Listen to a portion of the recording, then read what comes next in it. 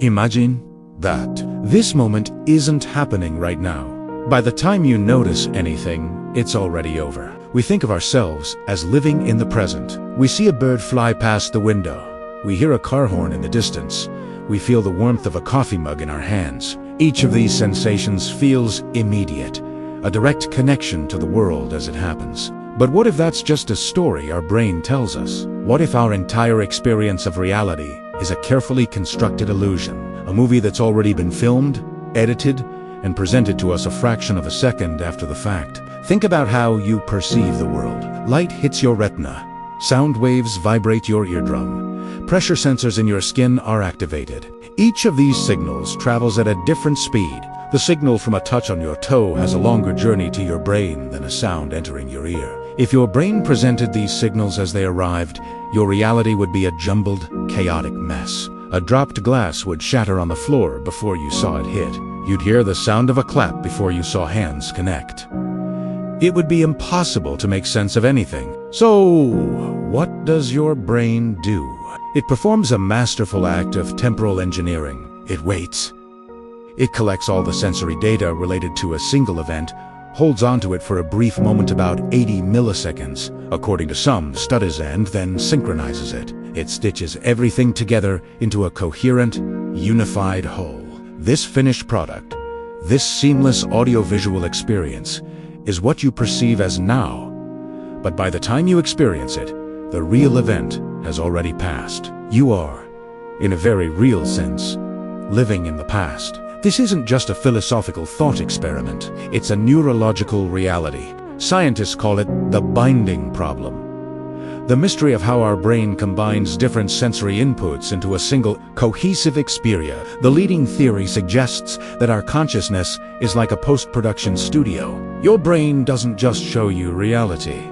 It predicts Italiano. Based on a constant stream of data and past experiences, it builds a model of what it expects to happen next. When the actual sensory information arrives, it just fine-tunes the model, editing out the delay. You're not watching a live broadcast of the world. You're watching your brain's best guess, its most polished final cut. Consider this.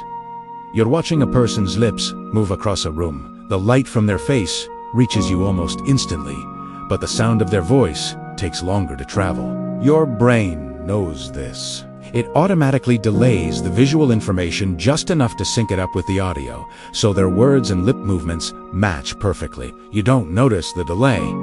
You don't notice the editing. You just experience a seamless conversation. Your brain is a natural-born film editor, and you are its captive audience. This delay, this lag between reality and our perception of it, has profound implications. It means we can never truly interact with the present moment. When you decide to reach out and catch a falling object, your brain has to calculate the object's trajectory and issue a command to your muscles based on where it predicts the object will be.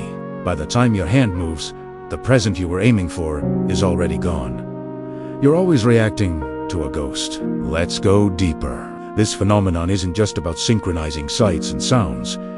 It affects our entire sense of time and self. Have you ever noticed how time seems to slow down during a shocking or dangerous event, like a car accident? It's not because time itself is changing. It's because your brain is kicking into overdrive, recording memories with much higher density and detail. When you play it back in your mind, there are more frames of information, so the event feels stretched out, as if it happened in slow motion. Your brain edited the memory to emphasize its importance. This editing process is happening constantly, in subtle ways. Your brain filters out unnecessary information.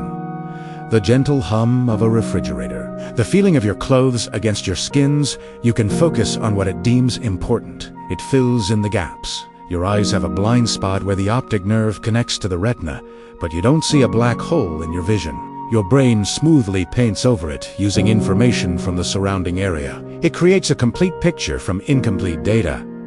The world you see is not the world that is. It is a simulation, a user interface for reality, designed for survival, not for accuracy. The colors you see are not inherent properties of objects. They are interpretations of wavelengths of light. The sounds you hear are interpretations of vibrations in the air. Our entire subjective reality is a beautiful, intricate lie. And so we walk through our days, believing we are present, believing we are in control. We make choices. We have thoughts.